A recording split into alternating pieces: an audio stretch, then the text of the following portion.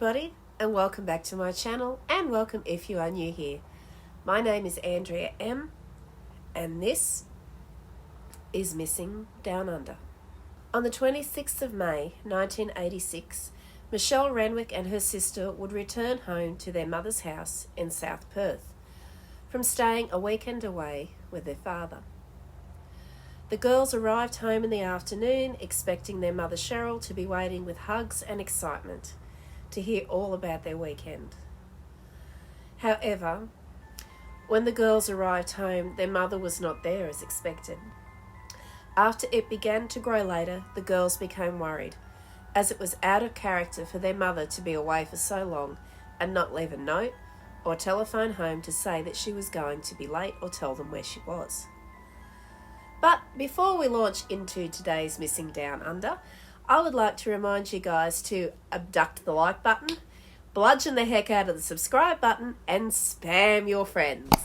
It's subscribers just like you that help me grow my channel here on YouTube and continue to make videos for you guys just like this one. That being said, let's explore today's case. What happened to Cheryl Renwick and Barbara Ann Weston? And if you have watched my first Real Crime Down Under video, these names will be familiar to you, and as the story goes on, you will remember why. Cheryl Renwick was a happy, attractive, 33-year-old mother of two. In 1986, she was working a job she enjoyed at Casson House Hostel, where she worked in the office and was well liked and admired by her colleagues. It's known she was divorced or separated from the children's father, and it's unknown whether she was in a relationship with anybody else at this time or not. I really couldn't find anything about that. But for all accounts, Cheryl was happy and had no reason to just up and disappear.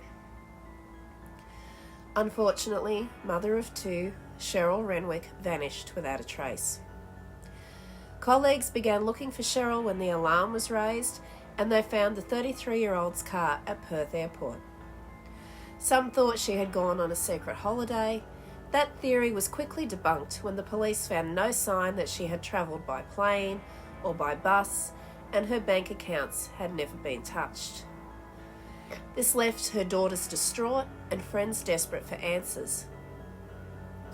She would also not have left without telling her children and arranging for them to stay with relatives or friends until her return. Police believe Ms. Renwick went missing sometime between Sunday, May 25th and Monday, May 26th in 1986. But her last movements are unclear. A former colleague at Casson House Hostel said that Cheryl had dropped in that weekend to have her hair done by a co-worker. That co-worker would go on to say she was obviously going out somewhere with somebody. Who that was, we will never know. It wasn't clear if she was going out with somebody or if she was just having her hair done. Cheryl Renwick had also answered a phone call at her South Perth home from a friend on Sunday afternoon. But when her daughters, then aged 13 and 15, returned to the unit, the girls raised the alarm when their mother did not come home. Then the colleague who found Cheryl's car abandoned in the airport car park on the Tuesday later revealed that he had thought she might have just gone away without telling anybody. And from what I know about Cheryl already, that seems extremely out of character for her, and it kind of says he probably didn't know her really that well.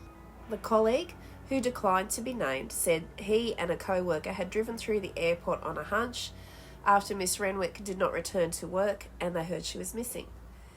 He also had been quoted as saying, if she's done a bunk somewhere, and in Australia that means to just take off and not tell anybody where you're going, that's where the car would be. He had said he had thought that at the time, and extensive police investigations revealed no leads, and none of her clothes or other items were missing from her home. As days became weeks and weeks became months, friends feared that she had met with foul play. It was around this time that a dark thought began to grow in the minds of those who were closest to Cheryl. When the police checked the airport and she hadn't left the country, they often wondered, if the Bernies, convicted killers, David and Catherine, had something to do with it. David and Catherine Burney were convicted of 4 murders in 1986, but were suspected of being involved in other killings. It was touched on during my Real Crime Down Under episode 1, The Morehouse Murders, and if you haven't watched it yet, I suggest you do, as it is linked to the 2 women in today's missing persons case. And for those of you who don't know, David and Catherine Burney were a serial killer couple convicted of aggravated sexual assault and 4 counts of murder during October to November in 1986. However, the pair were suspected to have been active earlier than the dates of their killing spree that spring. But the police said there was nothing to link the pair to Miss Renwick's disappearance. Detective Senior Sergeant Darryl Cox from the Special Crime Squad said, "Police have never given up the hope of solving her disappearance." For Michelle Renwick and her sister and all of Cheryl's friends, a burning question remains unanswered. Did the Burneys, in fact, kill our mother and our friend? Michelle Renwick was just 13 when her mother Cheryl vanished without a trace in May 1986, less than 6 months before the Burneys were arrested for abducting and killing 4 women. Michelle said she still clearly remembered her then 33-year-old mum being terrified in the months before her disappearance.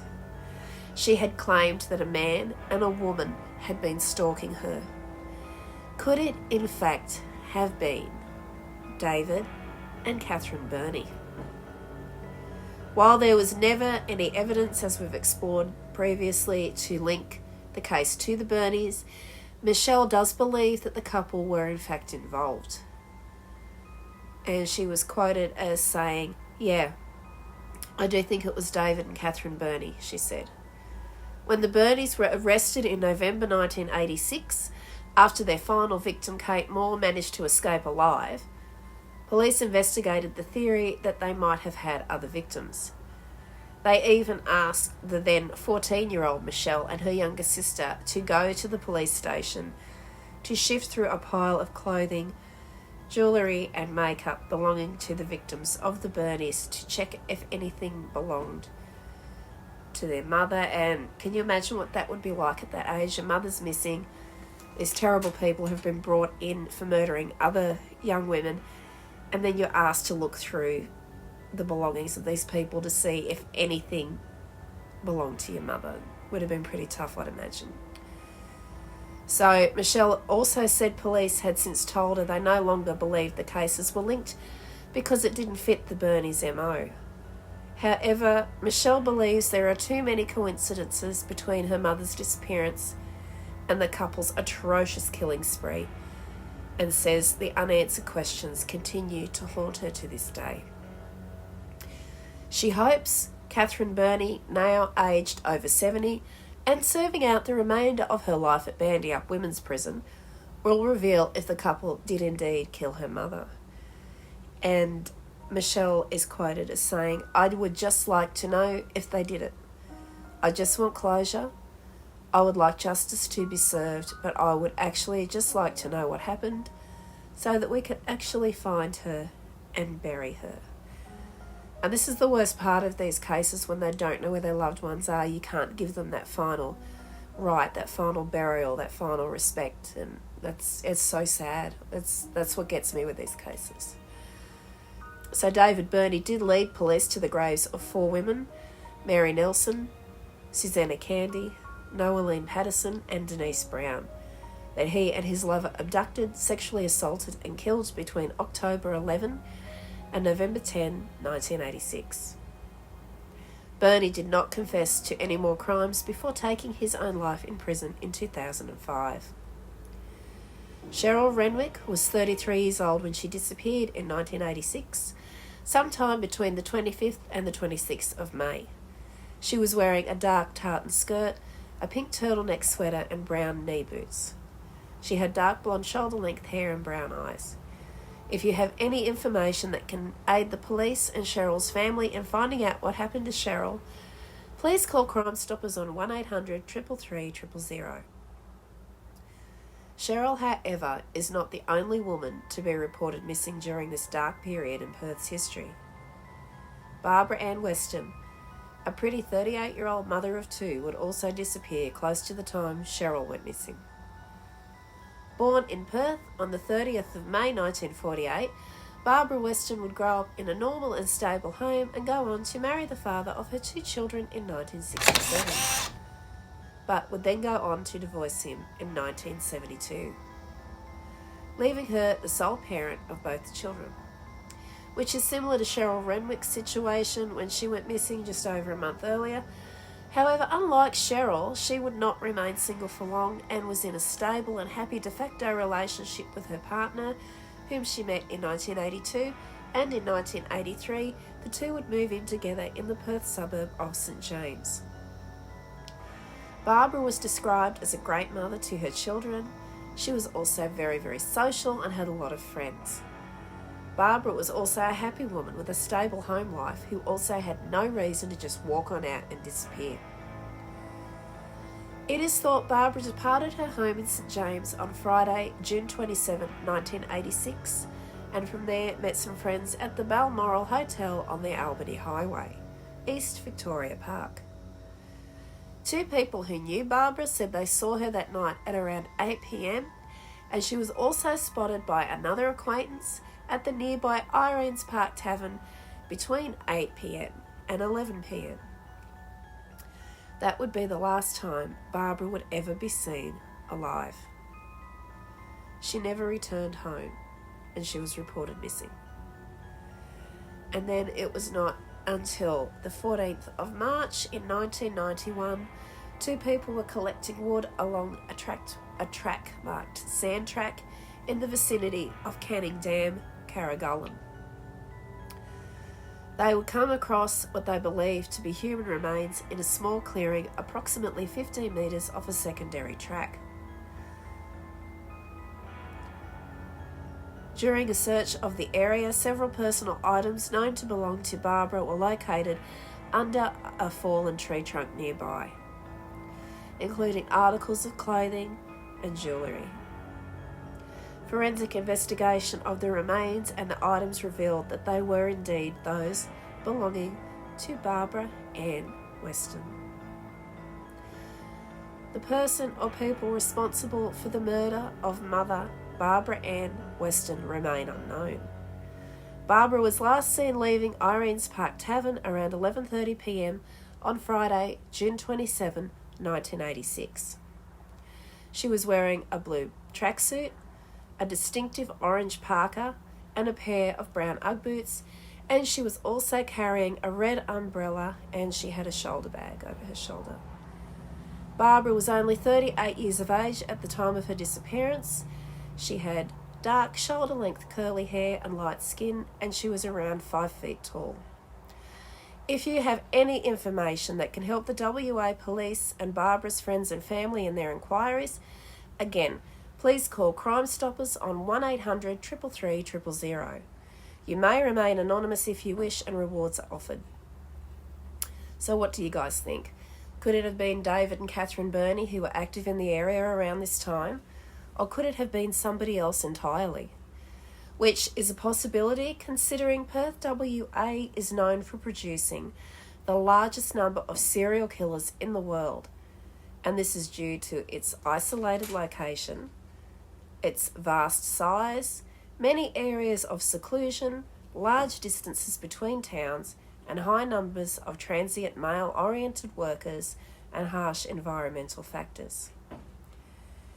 And as today's missing persons case draws to a close, it's a safe bet that we will be delving into the Black Heart of Perth again in a future video. As for today's case, that's going to be it. I will post any updates that come to hand in a future video. If anybody comes forward with more information about Barbara or Cheryl, I will let you guys know. Until then, thank you so very much again for watching. And if there's a case that you would like me to cover in the future, please feel free to comment below. And if this case has raised any issues for you at all, I will be including a list of numbers you can call if you need help or you need somebody to talk to. Join me back here on Friday for another spooky Australian story with the Ozfiles, The Truth Is Out Back, and on Sunday for another episode of Real Crime Down Under. Until then, everybody, stay safe, and I will see you all again soon.